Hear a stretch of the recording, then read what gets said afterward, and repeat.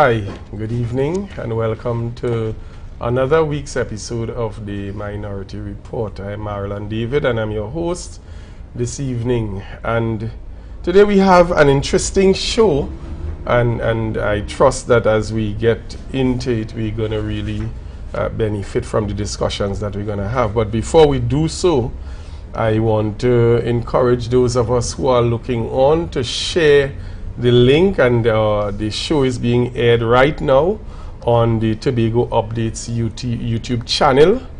It's being aired on the Tobago Updates Facebook page and also the Tobago Updates website. So I want to encourage you to log on to the Facebook page. I think that's the most common platform that most of us would have. Log on to the Facebook page, call a friend, call a colleague, and tell them the Minority Report is on. And it's going to be an interesting discussion this evening. If you want to share your comments with us this evening, you can WhatsApp your comments to 284-6597. That's 284-6597, and we want to hear from you. There are a number of things that we discuss on this program, and it's important for us to get the feedback. And also we want to create a platform and a forum for you, the listeners, to be able to share your concerns, to ventilate your issues, and so it puts us in a better stance, as it were, to be able to advocate or to also air that at a different level, so that more ears and more persons can be able to pay attention. So share your messages to 284-6597. This evening, before we get into the program, I want to extend a few congratulatory messages. I want to extend congratulations, first of all, to the minority leader and the minority councillor on their maiden contribution at the budget debate, which was held last Tuesday. That contribution was instructive, it was informative, it was insightful, and I mean it definitely shows and reflects a redefined type of politics with respect to prudence, with respect to innovation, with respect to inclusion, when we heard some of the recommendations made, and especially with respect to visioning. And you know, we really want to extend that congratulations to both the minority leader and councillor on that presentation, it being their first of that nature in the House, and I think they did a remarkable job. They brought a lot of clarity to some things that traditionally would have been cloudy in our minds. I also want to extend, big congratulations as well to all SEA students who would have taken or participated in the secondary assessment, the secondary entrance assessment. And I mean, this is especially close to my heart, because we would have seen our children come out of almost 2 years of challenges. Many children went to school, and I'm talking about the lower form. So the first time this year in first year, and some of them second year and so on. And you know, it really spoke volumes to the way that we saw children be able to face those challenges of the online platforms, and even our teachers, congratulations to them as well. And we saw SCA students really stepping up to the plate and taking up the responsibility to get into that room and do that assessment without fear. I think in most cases the fear factor existed with many more parents than it did with children. So I want to extend congratulations to all those who would have participated at the C examinations or the C assessment, and I really wish you all the best as you enter into another level or another stage of your education, that being the first form. And to many students, it's going to be their first time on what we call the big school platform. So, you know, it's going to take a lot more, and it's a lot more challenges, but with the grace of God, we definitely going to make it. We want to also extend belated birthday greetings to the Chief Secretary, who we knew would have flew out of the island over the weekend to celebrate his birthday. We thank God for another year added to his life, and we pray that, you know, God will continue to give him that longevity so that he can see many things come to pass. And we also want to congratulate the students who would have written the CXC and CAPE examinations, even though we know the results are probably late August, early September for release, or late July, early August, sorry. We really want to say again, given the challenges that many would have experienced over the last 2 years, I really want to commend you for taking the bull by the horn, as it were, and facing CXC and CAPE. And so I want to wish you all the best with your results. And I mean, it can only get better as we embrace challenges and we make the necessary changes so that we can accommodate the type of results and the type of work ethic that we need to now put in so that we can cover the ground that we may have lost over the last 2 to 2.5 years. So this evening I want us to continue to share the link and continue to send your comments to 284-6597. That's 284-6597. We're logged on to Tobago Updates Facebook page, and you can share the link, share the live, stay logged on, stay locked on, and we'll be right back.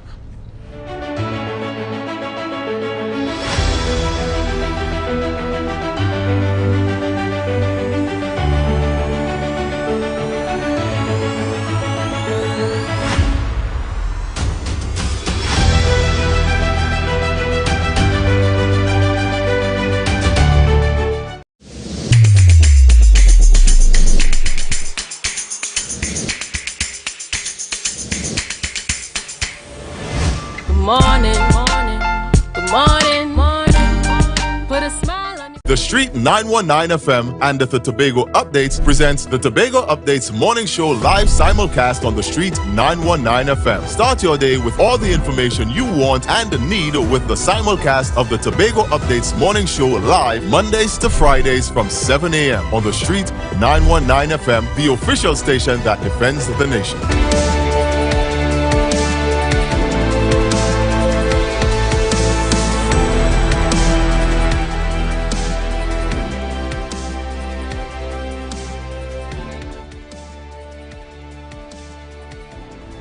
Welcome back to the Minority Report, and we're on the Tobago Updates Facebook page discussing the issues, bringing to light those things that are important to us here in Tobago.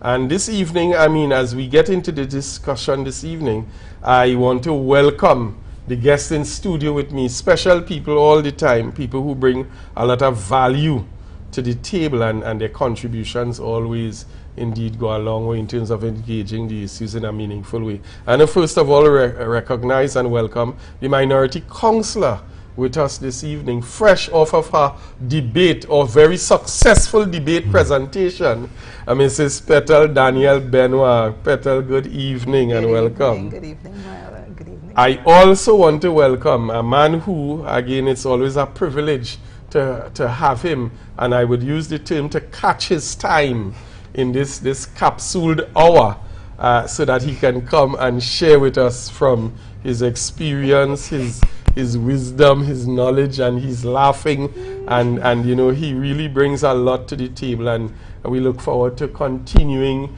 engaging with him. Senator the Honorable Lawrence Hislop.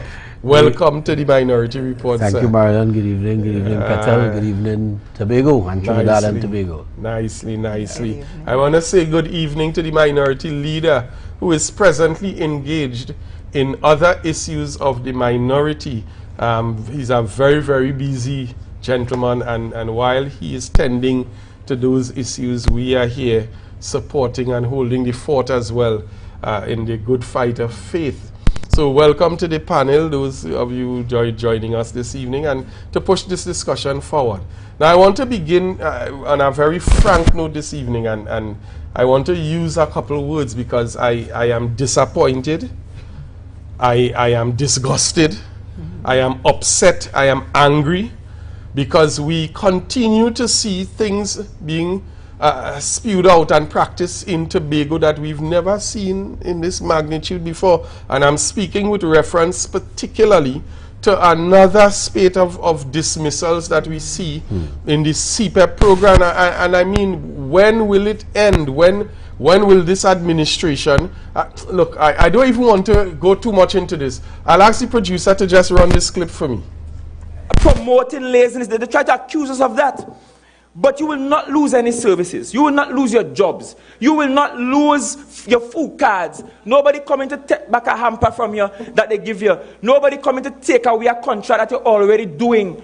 Because we have been saying from this platform, this is about Tobago. Line number one they have told you is that you will lose services when you vote for the PDP. You have no service to lose when you vote for the PDP. In fact, the PDP is about providing service more than anybody else, to the point that they also accuses us of wanting to spend out money on you, give away money to you, promoting laziness. They try to accuse us of that. But you will not lose any services. You will not lose your jobs. You will not lose your food cards. Nobody coming to take back a hamper from you that they give you. Nobody coming to take away a contract that you're already doing. Because we have been saying from this platform, this is about Tobago. Yes, ladies and gentlemen, viewers, listeners, onlookers, and there's a reason why I asked the producer to play that particular clip.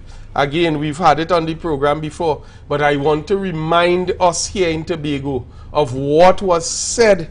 And I mean, I am so upset about this whole thing, but I want to involve the goodly minority councillor, who I know as well is very passionate, and Senator. I mean, tell me what you think about this. For me, it's vexing. It is always very vexing when you hear more people on the breadline. And in this instance, we have the CPEP workers. We are told that it's approximately 50 persons, and these are monthly paid workers of CPEP. I think it's from the cleaner to the director in that program. And Marilyn, for me, it always touched me because I have gone through that experience. So every time it happens, it feels to me as if I am going through the experience all over again. And some emotions are awakened within me every time I hear of somebody going on the breadline, particularly in this time where we are still battling a COVID-19 pandemic, particularly when it is hard to find jobs. So you are now without a job. How do you feed your families? Where do you go to get that additional income? And more than that, you are displaced without being appropriately compensated. So after this 1 month's salary, what will happen in the month of August? Exactly. You know what will happen in September when school is to reopen for those persons who have children and multiple children going to school. So it is heart-wrenching. It saddens. It's vexing. It is disappointing. A lot of adjectives that are not positive in my regard. And I think we need to stop. We need to stop, and we need to do something about it. People need to stop being afraid, and it is time for them to speak out. I have spoken to persons today, a number of persons from divisions across the assembly, and the sentiments are the same. They are afraid. They come into work every day wondering, when will it be me to get that notice that I am terminated with immediate effect? Wow. So people are afraid, people are scared, and to me that is no way to live. It affects productivity, it affects you mentally, physically, emotionally. This is not fixing it. Wow. Senator I don't Islam. think this is what people voted for. No, I agree with you. Petal on fire. Marlon, I have two words. Rational, and there's a particular word I'm not allowed to use in the parliament, but I could use it here, lie. So I want to know what's the rationale for the terminations. What's your reasoning behind sending home multi-paid staff? What's the rationale behind it, from the cleaner to managers? What's your rationale behind that? And from the clip that was played before, clearly the present chief secretary lied when he said, as the deputy political leader and the chief secretary candidate, when he said that nobody will be going home, because the clip clearly detailed, we're not cutting contracts, we're not sending home anybody, we'll lose employment, but we are seeing a reverse on that. Yeah. And we'll ask the producer to load it again, because I wanted to play again before. And that's dangerous. We move out of it. And then Petal made mention of something that I want to re-emphasize. The fear that is gripping staff creates a ripple effect. And so we may wonder why there is in the last 6-7 months, there is a slowdown in the economy in Tobago. It's because if your largest employment catchment is afraid for their job security, they're not going to spend money. And that is the reality that we face. And why are we in a position like this today in Tobago, where persons are afraid for their jobs, and not necessarily from the standpoint of an economic situation on the island, but just because it seems to be, and I'm using my words carefully because I don't have parliamentary privilege here, so I can be, so it seems to be political victimization. And if I am afraid of I'm fearful for my job because I may be of a particular political persuasion, then that is no way for us to live on this small island in Tobago. Wow. I want to... Before you continue, Marlon, if you recall, the first sets of firing that became public was from the Monitoring and Evaluation Unit in the Division of Infrastructure. Yes. And I think at the time the Chief Secretary was attending a function at a supermarket. Yeah. And he was interviewed. Yes. And one of the things that he said, and I don't want to misquote him, he basically indicated that these are political hires. And when the reporter questioned further, he said that there are more political hires, so to speak, to be removed from the system, for want of a better word. And we are seeing that that is being played out, notwithstanding the comments from the Chief Secretary candidate at the time in their pledge to win votes and to woo the Tobagonians to support the Progressive Democratic Patriots. So, who have eyes to see? Let them see.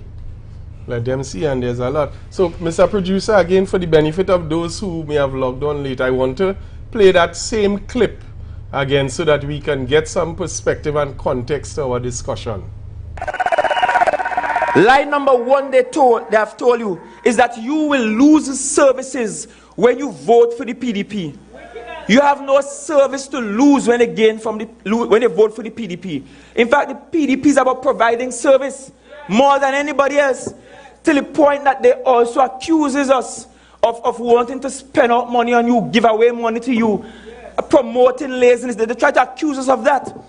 But you will not lose any services. You will not lose your jobs. You will not lose your food cards. Nobody coming to take back a hamper from you that they give you. Nobody coming to take away a contract that you're already doing. Because we have been saying from this platform, this is about Tobago. And this is what I'm saying. I allow that clip to be played again, and Petal, you made reference to a particular a statement that the Chief Secretary would have made when questioned. And I want to bring the conversation in the direction of a term that I realized, Lawrence, you drifted in the direction, and I want to bring it out clearly, political cleansing. Is it that this is a case of political cleansing? Well, you see, we will never, you could never know for certain, because you don't know. We could speculate, and the speculation seems to be accurate, right? You would never know for certain until you have the clear figures as to, okay, fine, this person comes up and says I'm a PNM and so on and so on and so on, right? But all we could do is speculate, but the speculation seems to be accurate. And if there is a perception is almost, in politics, perception is reality. And with that said, Petal, you made mention to that particular forum, and the Minority Report, we have the information, we have the research, and we have things at our fingertips. So I would have had the producer to pull that very clip, because persons sometimes feel that what we say here is perception. Yeah. This is what we But interpret reality, by what was said. But we have reality. Mr. Producer, could you play that particular interview for me, please? Thank you. So that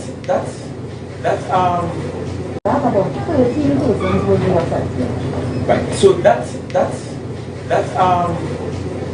particular unit was called Monitoring and Evaluation Unit, and that unit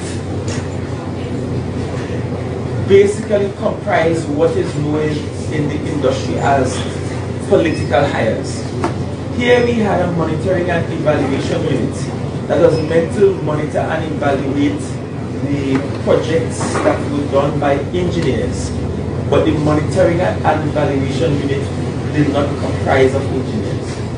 How does a non-engineering person monitor and evaluate effectively the engineering works of the division? I mean, you're free to speak to those who were in the unit. And before any such move was made, we looked at reports, we looked at the scope of work, we looked at what they have been doing and not doing, and we felt that that's one of the areas that we needed to save some money. And there will be a few other similar units in time to come that you will see where we will. Now this was shortly after the year turned. And this was on the heels of the very said Chief Secretary and Deputy Political Leader of the PDP stating in that clip we saw earlier that the #1 lie they have told you is that you will lose your jobs, that you will lose your contracts, that these things will be taken away from you. Those were his words. Yeah. But we hear something totally different, and we continue to see now in the Tobago space and the landscape that it's just indiscriminate targeting of individuals, and we have a clear case of Paul paying for all. But that's why because they're searching for Peter, you know. It's really Peter they're searching for. But is Peter paying for Paul? And Paul they can't find Peter. But and that's why one of the first words that I used was rationale. Exactly. What's really your rationale for the terminations? Is it just restructuring? And then if it's restructuring, why are you sending home 50 monthly paid? In one instance. In one instance. In one area. In one instance. How is that restructuring? And we've gone through over and over again. The minority has spoken to what transpires in restructuring. You build out a structure first. Exactly. And then if your structure does not require 100 staff, then you treat with separation, and I'm choosing my words carefully by saying separation and not termination. Yes. Because when you build a structure, if your structure was 100 first, and you're saying that you're restructuring, and you build this new structure and it can only take 50, then you have to do something with the 50. So you have to separate the 50. But there is a correct way to terminate people. There is a correct way under the laws, industrial relations laws of this country on how you terminate people. You don't just summarily send home people in lieu of 1 month's pay. And it brings me to and this was even before this recent slashing, and those are the terms I want to use because there's no rationale behind it. This recent slashing, the minority would have hosted a legal consultation last Tuesday, the 28th, at the Port Mall 3rd floor. And the company Hove and Associates would have been invited to come to listen to the issues of workers throughout the Tobago space who would have been affected by the terminations and so on. And there was a pretty good turnout. A number of groups would have been represented. And it speaks volumes to the fact that the minority is not just willing to sit by and come on a show on Tuesday night and talk about it. Yeah. But that something has to be done. Somebody must take the lead and the forefront. And it speaks even, Petal, to what you shared earlier, the issue of fear. Yes. And I think one thing that came out clearly even in the legal consultation was the fact that people were afraid. There were persons who attended who were not dismissed but have already been threatened to be dismissed. And so they attended the forum and would have indicated that, listen, I don't want to be in the forefront, but this is my situation. And when did we get to a place where you have persons who are integrally involved and intimately involved in the development process and in the productivity process of this island, literally going to work with the fear of having to return home and stay home and not know what their next move is? And these are the issues. It's not, and I'm seeing someone on the live would have said the issue is not even to them about political affiliation because it's all Tobagonians. Of course. And this is the administration that said Tobago for. They're going to stand for that, take off the party robe and put on the Tobagonian clothes. It's in that very clip. But here we see that persons are targeted. And might I remind us, it chills run through my spine when I remember the statements of the political leader that persons with the big red flags, and someone indicated on the live, persons with the big red flags, there's no justice for you all. No justice. And we are seeing this being acted out in the most horrific manner across the THA. Marlon, in the sense of the Tobago House of Assembly, it's to provide opportunities for all. And we would have said it in a press conference that we had before, and I saw it came up on the screen where Mr. Mayaro pointed it out. It doesn't matter if I'm wearing a red jersey, a green jersey, a black jersey, a purple jersey, or orange jersey. I am Tobagonian. I am qualified, I have the experience, and I should have an equal opportunity to succeed on this island that we call Tobago. And I should not be discriminated against because I wear a red jersey or wave a red flag. And Mr. Mayaro brought it again. Yes. PNM people are Tobago people too. So because we are PNM, that means that we should not benefit from the opportunities that the government provides for all Tobago. That is unfair. And how do you know, how are you certain that when I go behind that booth in privacy, that I really, in fact, voted for the PNM and I didn't vote for the PDP? Because the PDP would have won, it means that some of the persons who would have traditionally supported the PNM in the past now went to support the PDP. So how do you differentiate? How you know who supported this party versus your party? Yeah. You see, sorry about that. Yeah. You see, there's an old adage that says elections has consequences, and that's why I keep going back to the word rationale, because terminations of employments are sometimes the normal course of action in governmental operations, right? Because you may have restructuring causes that. Correct. So I am not saying that a separation or termination is not, it shouldn't happen. Yeah. Because there are reasons, valid reasons why it happens at times, and I know the argument that some of the supporters of the present administration will say, well, the central government terminating people. Well, government entities, state-run enterprises are terminating people. But if you look at how it is done, Process. there's a process.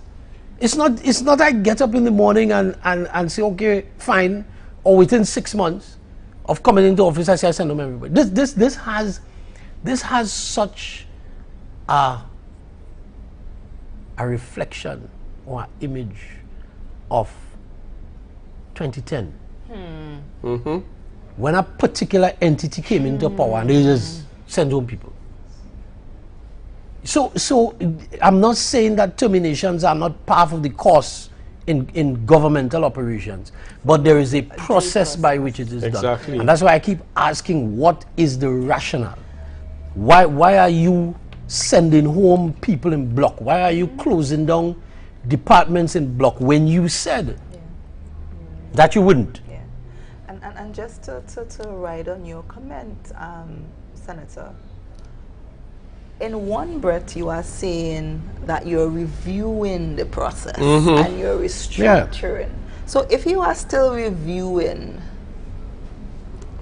how then do you know what's the outcome of the review? Yeah. How do you know which positions are redundant versus which are not redundant? How do you know how many people to keep versus how many people to separate? And in this particular instance, as it relates to CPEP, the secretary with responsibility for the division, when pressure came to bear, when the announcement was made earlier, he would have indicated that persons can reapply, and the persons who were not successful that were previously employed will be redeployed. But my question is, if you are separated, so now their services have been terminated. If I am terminated, I reapply, I am not successful. How does redeployment happen in that situation? Because I'm already separated from the job. Your service has been broken. Yeah. And there are persons who have been in that program over 10 years. Precisely. And the other question is, if the program continues to exist, how is it then that all the positions of the monthly paid are deemed redundant? Yeah. Who will provide the services? And even if you change the name of the particular position, once the function remains substantially the same, the position ought not to be deemed redundant. Correct. So if the program will continue to exist in the foreseeable future, how is it that every single position in that program becomes in relation redundant to the monthly paid becomes redundant? I have a question to ask. Is this how they've worked out the math in order to pay the pay increases? This is a question I'm just asking. I don't even think that maths will maths. That maths and maths. That maths and maths in. Ladies and gentlemen, you're logged on to the Minority Report. We have been discussing the recent spate of terminations yet again that we've seen, and it's an issue that is very dear to our hearts, not from a political standpoint, but from a humanity standpoint. And it's time that we begin to see some sort of rational and sense coming out of these decisions. We're going to take a quick break. We want to allow you to share the link with someone. I encourage persons to log on. This is the environment for matters to be discussed and issues to be ventilated. So stay logged on, and we'll be right back.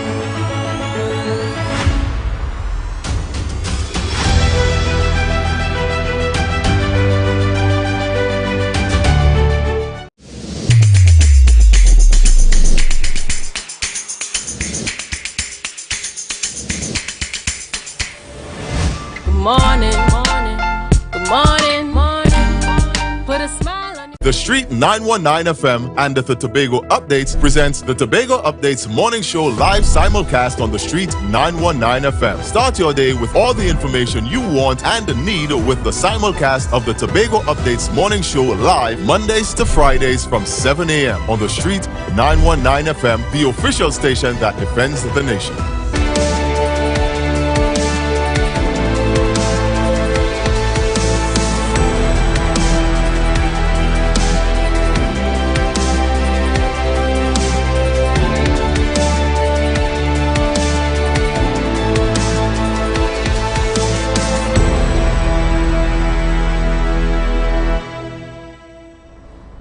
Welcome back to the Minority Report. I'm Marlon David. I'm your host this evening, and in studio we have the Minority Councillor, Mrs. Petal Daniel Benoit, and the Honorable Senator Lawrence Hislop, yet again with us, and we're having a wonderful time here this evening. We see the weather is now upon us yet again, and I'm urging those of you who are out there on the roads to take your time. I mean, the weather, there's nothing we can do about it, so let us take the necessary precautions and put things in place so that we can secure ourselves, be safe on the road, and so forth. And let's still remember that we are still in a pandemic, so it's important for us to exercise the protocols, especially with our school children, ensure that they have their sanitizers, they wear their masks and so on, and so in our interaction we can continue to curb the spread of the virus as we surge back to what can be considered normalcy. You know, this evening I want us to shift gears a bit, and we're going to take a look at the budget. When we began, we definitely congratulated both the minority leader and councillor on their budget debate presentation. It was a very interesting one, and I think it raised a lot of eyes and created a lot of stirring. You could have sensed it in the way that the administration tried to respond and some of the things that were spewed across the floor. Nevertheless, to begin this segment this evening, I want us to just listen to a couple clips, because we want to create the context of our discussion as we begin to look at what the budget meant for Tobago. Mr. Producer, could you run those clips for me, please? This conversation is not a conversation for Mr. Richards and the Chief Secretary. Tobago is owned by Tobagonians, and we must take responsibility. It's our budget. And I say lucky to remind Tobagonians that although we are the ones talking about democratizing the country and potentially even seceding if Trinidad doesn't listen, it is an option for Trinidad to secede from Tobago, and that's when you'll have trouble. The Assembly requires the power to do the job which they say that they're going to do in the Act. I'm not so sure that they have all that power. We're not going to discuss that now. If you ask me, I'll answer you where it's lacking. That power is your ability and your capacity to influence or to control your space, your destiny. And that is where autonomy or internal self-government becomes the key in all that we are doing. In all that you have in the document, because I'm seeing the document said we're going to lobby cabinet, we're going to lobby this, we're going to lobby that. Let's assume that the lobby doesn't work. All that we promise you will not be able to be delivered. For asking for things that they know they just won't get. Because at the end of the day, the history, 20 years or even 25 years since 1996, the amendment and the DRC ruling would have shown that we have not gotten more than 4.5% of the national budget. So to come and ask for anything more and expect that you're going to get it is quite disingenuous. And that is why, we chided him, because it was his words in the previous that told and Mr. Duke is on record as well as telling the previous administration, lower your gaze, meaning prepare a budget that is more realistic in line with the allocation that you are going to eventually get. And of course, we're seeing that now that they are in the seat, they are still asking for way more. Yes, we're back.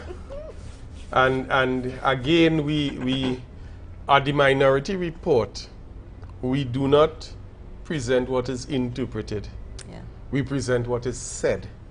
And we saw there, for those of you all who were not aware of it, there was a forum held post-budget at the Ruvenels Resort, where a number of stakeholders would have participated, and they would have had Anselm Richards, Vaness James, Ho-Choi Charles, I think Diane Haddad was also at the head table in that particular event. But what came out of it, and again, that's why we played the clip.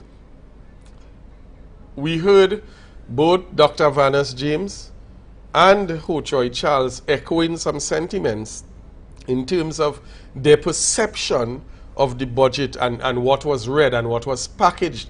And this is something that we have been seeing unfolding in a real serious way. There's no plan, there's nothing anchoring it, there's no rationale, and we heard immediately after them the minority leader in his interview post-budget as well, giving a bit of perspective to what they would have said. I want to open the conversation, and I see Senator Hislop nodding away.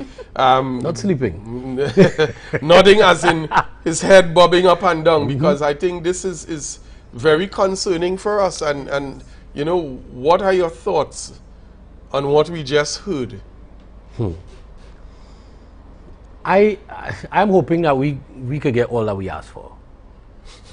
I'm a Tobagonian, so I wish that when we submit a budget estimate, we send it to central government, that everything that we ask for we get, including what central government spends.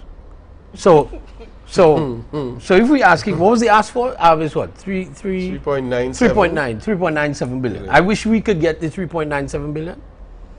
And then on top of the 3.97 billion, I wish that the ministries in Trinidad that already spend significant money in Tobago will continue to spend it. Because I'm a Tobagonian. Of course. Right? But I'm also a realist.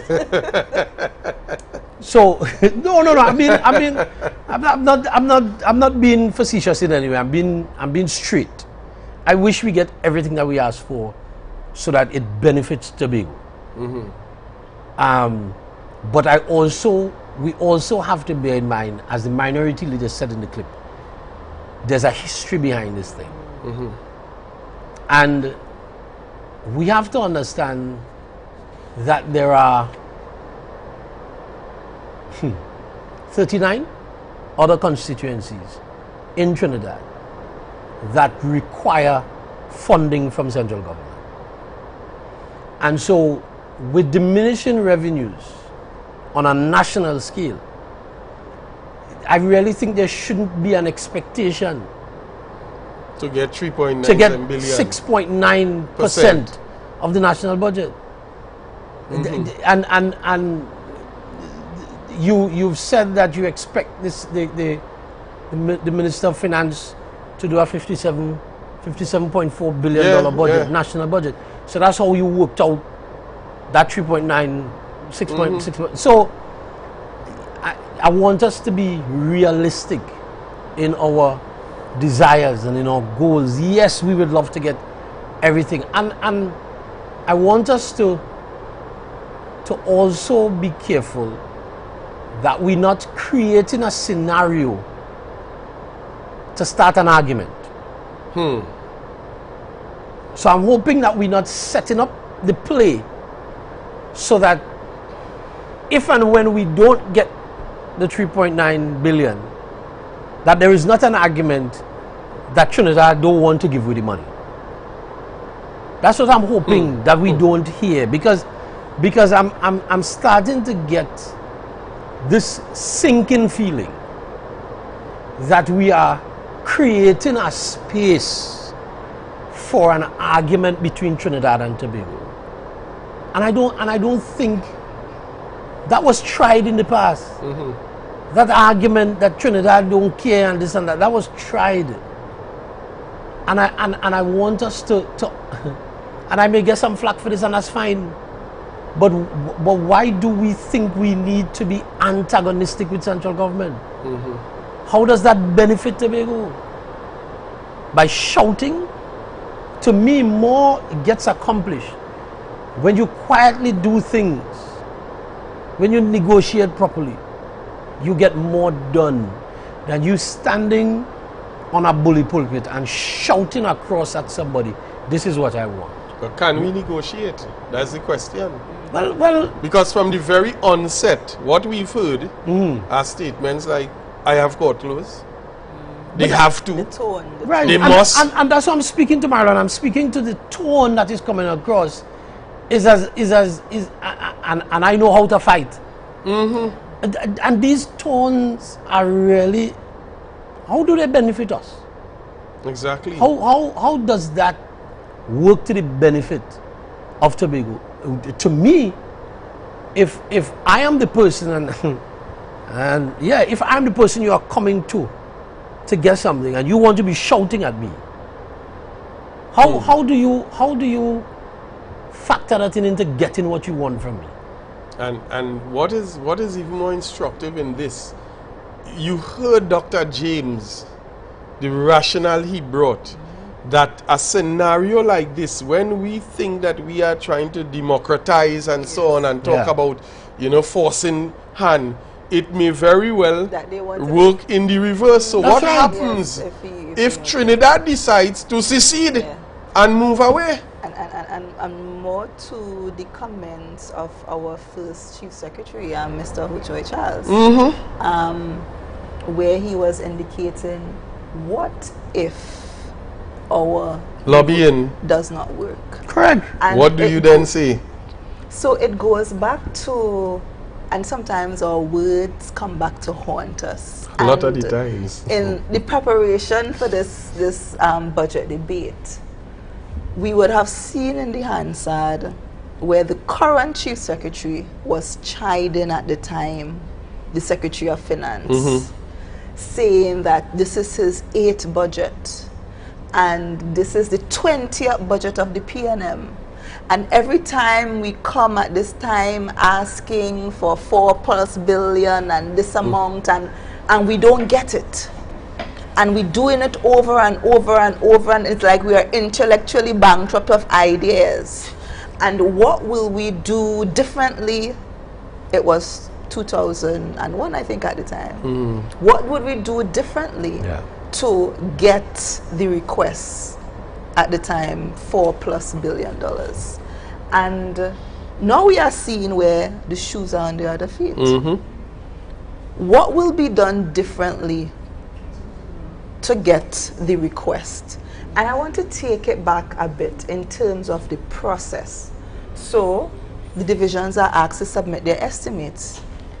The divisions submit a wide list, but at the end of the day, the Division of Finance, the Budget Department, they have a wider perspective of what is required in terms of the spending and the priorities. So they will cut down each division's budget to fit into this overall. Similarly with the Tobago House of Assembly and all the ministries in the government, they will submit their estimates to the Ministry of Finance, and the Ministry of Finance, because they have limited resources, they also have their priorities and they will distribute accordingly. It's like in your home as well. That's right. Your child will want everything. Whatever he wants. Everything. Whatever they ask for, they want. Yeah, but you know the resources that you have available to you, so you will distribute based on the resources that you have. And now that the Dispute Resolution Commission would have indicated that we are to receive between 4.03% and 6.9%. the government is working within the law, and they are giving us within that band. And what the current Chief Secretary is saying is that because the upper band is 6.9%, they are going to antagonize the government to give the 6.9%. You see, there's another slant to this, because we don't have enough time to deal with the budget, and it's sad because there's another slant to this where the argument is that we want what is ours. So the resources that are in Tobago's waters, give us, right? And I want us to bear this in mind. All of the government spend in Tobago to date, major spend. If persons on the southwestern peninsula of Trinidad had said, if the people in Couva, where Point Lisas is, I say all the money that Point Lisas generates had to spend in Couva, what would we say in Tobago? And so sometimes, and I don't want people to misunderstand, and I know it will happen, I know they'll misunderstand what I'm saying, but we are part of a country called Trinidad and Tobago. And whether the argument out there is whether we should be part or we should be on our own, that's not the argument. As it stands now, we are part of a country called Trinidad and Tobago. The resources that are found in what we call Tobago waters is found in the waters of Trinidad and Tobago, because we are a country. And so when you and I saw something in the Finance Secretary's presentation, where he talks about bringing Tobago to, where is it? Madam Presiding Officer, our vision for Tobago is an island with the following attributes, and I'm dealing with the first two: a per capita income and standard of living that surpasses those of other small island states, a highly educated and innovative population. Now, if I'm to just take the CARICOM region and I look at the standard of living in Tobago and compare it with other CARICOM nations, the Tobagonian is in much regard better off. Exactly. And so when we say these things, sometimes we downplay what we have accomplished on this island, what has been done for the benefit not only infrastructurally but for people on this island. And I made mention sometime, if I think it was the last time I was here, that when you go to the hospital, primarily the doctors that you see in the hospital now are Tobagonian doctors. Yeah.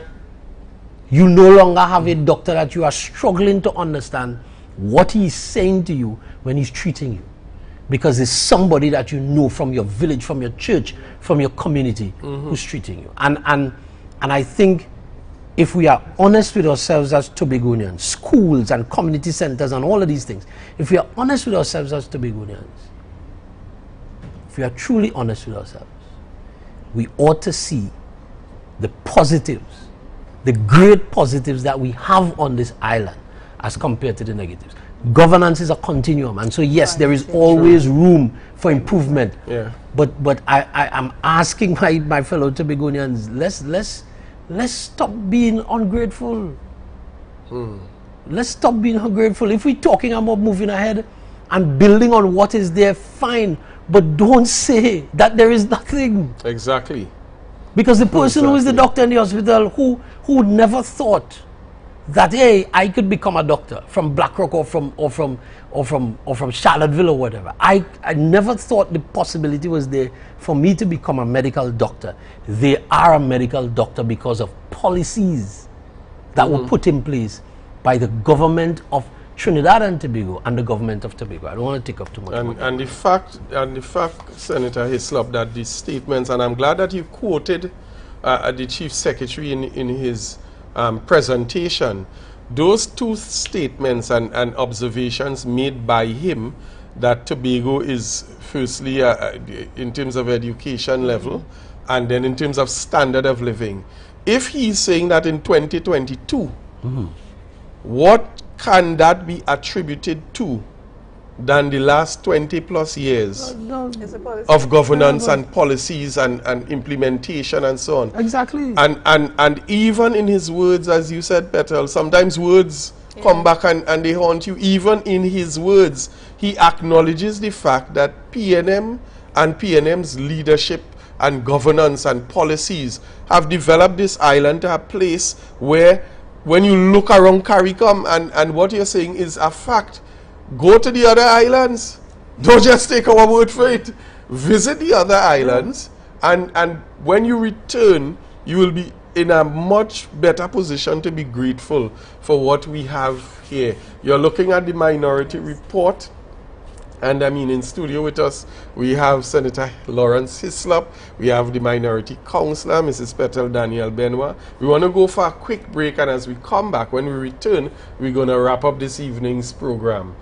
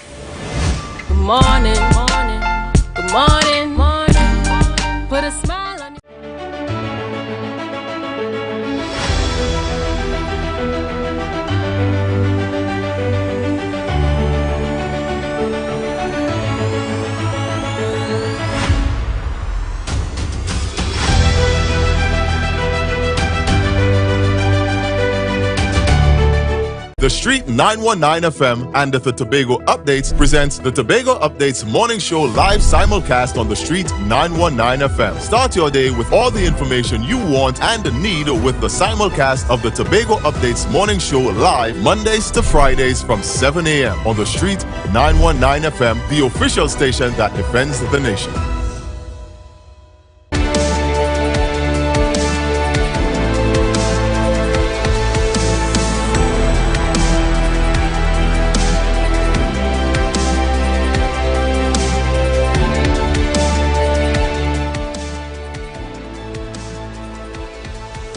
And we're back in studio this evening, and again, it gives me pleasure to welcome one of the busiest gentlemen now on the island, making a lot of waves and becoming more and more relevant every day as persons begin to reach out and see the role that he plays, a significant one at that. And we congratulated him at the beginning of the show. So now let me officially welcome to this set the Minority Leader, Assemblyman Kelvon Morris, who is going to be joining us as we close off the program this evening, straight from another meeting. Good evening, Marlon. Good evening, Minority Councillor Daniel Benoit. And let me congratulate you all. I was actually enjoying the program so much, Senator Hislop and the rest of you all on the discourse. So I thought I would have just gotten a break tonight.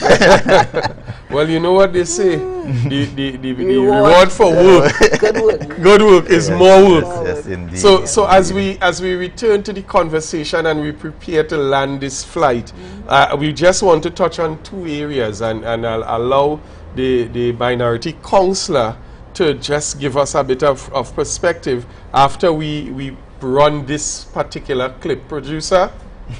What do you think can be done differently between now and the actual time for the budget presentation? Based on what you just indicated, one would say, is it that you felt that the Chief Secretary still wasn't as conservative enough? Because we've even seen larger budgets being presented. Deputy Presiding Officer, I want to move to the area of support for business. And the Chief Secretary in his statement indicated that the division is in direct discussion with some commercial banks with the aim of co-creating a Tobago-specific cash flow solution. He further indicated that the Assembly is currently preparing a THA-backed $60 million liquidity facility to assist the island's business sector to recover from adverse effects of the pandemic, along with a practical and affordable way of increasing the volume of domestic, regional, and international visitors to the island. Deputy Presiding Officer, a similar program was implemented by the central government, which is the SME Stimulus Local Loan Facility, which is a government-sponsored loan program up to TT $300 million to help micro, small, and medium-sized businesses impacted by the COVID-19 pandemic. The loan is a government guarantee loan granted for a maximum of 5 years with a 2-year moratorium on principal payments. The government guarantees 75% of the loan, and no payment is required by the customer for 2 years. The interest on the SME stimulus loan will be paid by the government, and there are no handling fees to these facilities. Deputy Presiding Officer, this facility was also available to Tobago businesses. It was recognized, however, that the program was undersubscribed by the businesses in Tobago, and when inquiries were made, it was noted that due to some of the bank's policies and requirements, for example, for the statutory clearances, the audited financial statements, etc., some businesses could not satisfy them. And Deputy Presiding Officer, my question to the Secretary of Finance is, in light of this, what would be done differently to allow for greater participation of the business community in Tobago, since this initiative will be administered by the commercial institutions who may have similar policies and requirements? Yes, so we want to just touch a bit on our segment, the Maths Not Mathsing. And to really lead us in this, I'll invite Minority Councillor to share some comments. Thank you, Marilyn. And just to segue from the clip, what we are saying is that in terms of the support for business, what will be done differently in this instance? Because there's an existing program, a national program, and we were seeing at the time where Tobago businesses were not participating. And as the clip would have indicated, because they would not satisfy some of the commercial entities' requirements. And of course, you know, banks are in business, they want to not have that risk. They want to ensure that if you are taking a loan or whatever facility, you are able to repay. So they will normally have particular requirements that persons will have to fulfill if they are required to engage or participate in a particular program.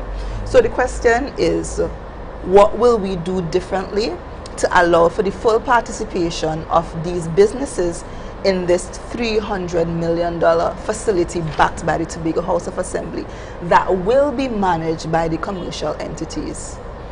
Because the perception is that the commercial entities will still ask for the regulatory stuff, the clearance, NIS, the clearance, all the statutory clearances, as well as some financials.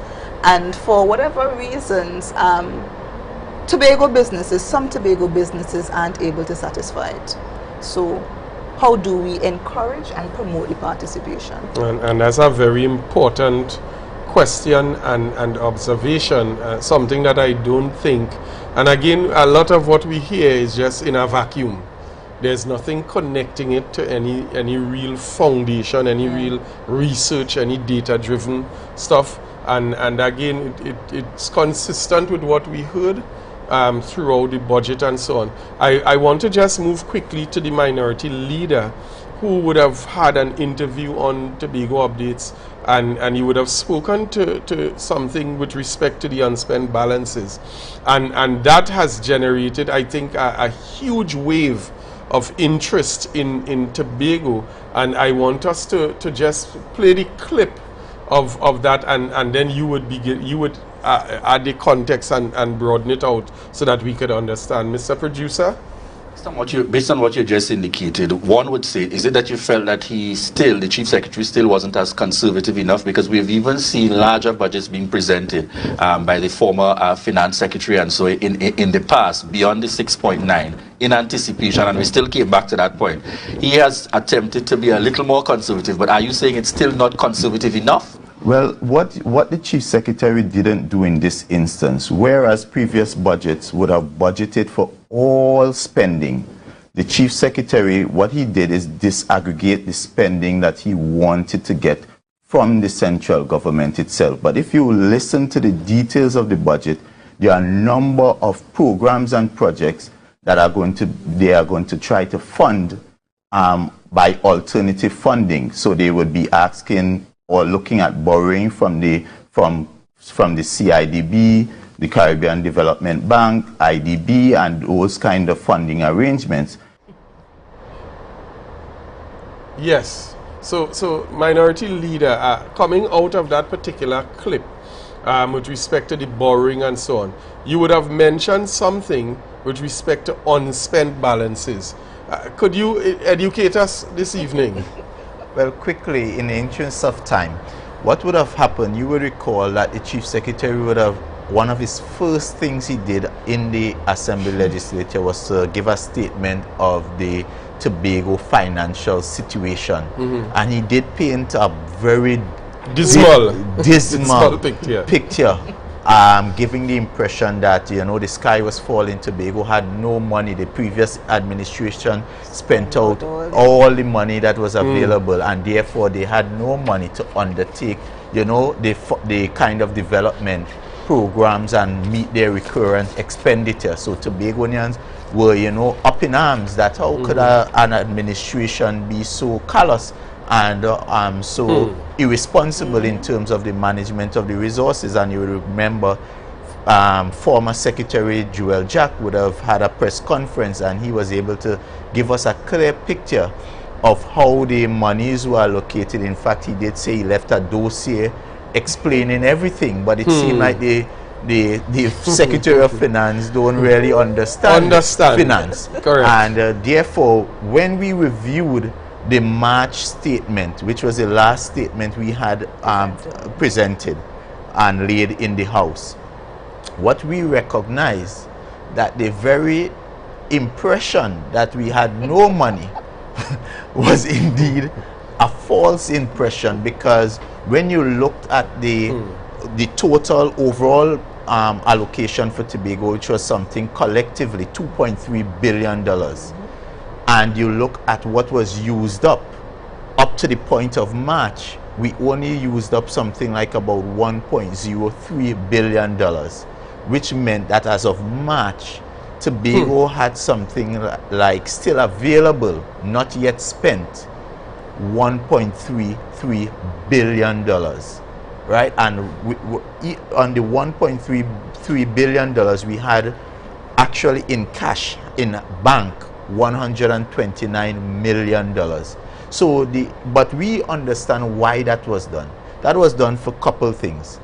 They have some commitments that they just don't want to pay, and it was an easy excuse for them to tell people we can't pay because we don't have money, which was not true.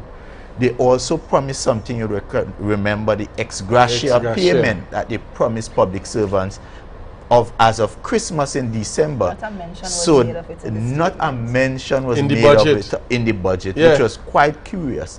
And you will recall, they promised that in December. So the statement, this dismal picture, was to sort of tell public servants the reason why we can't pay all of this and why we didn't give all in Christmas is because we didn't have no money.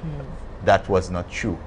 Now we are seeing that they have over well, I'm guessing we would have used up about 3, based on their rate of spend. Rate of spend meaning how much money you use on a monthly basis. They use about $156 million on a monthly basis. So by now, we still have about $800 million with about 2 to 3 months to go, because the financial year would end in September. So with about 3 months to go, we have about $800 million available. It therefore means that promise of an ex gratia, you really don't have an excuse. So why aren't you paying the people the money you promised them? You know how many people voted for that ex gratia? Yeah. I know people looking forward to it, and yet again, we'd have seen this administration fool the people, and without remorse, without shame, they just don't care. They are telling half-truths, mistruths, huff and puff, disingenuous, dishonest.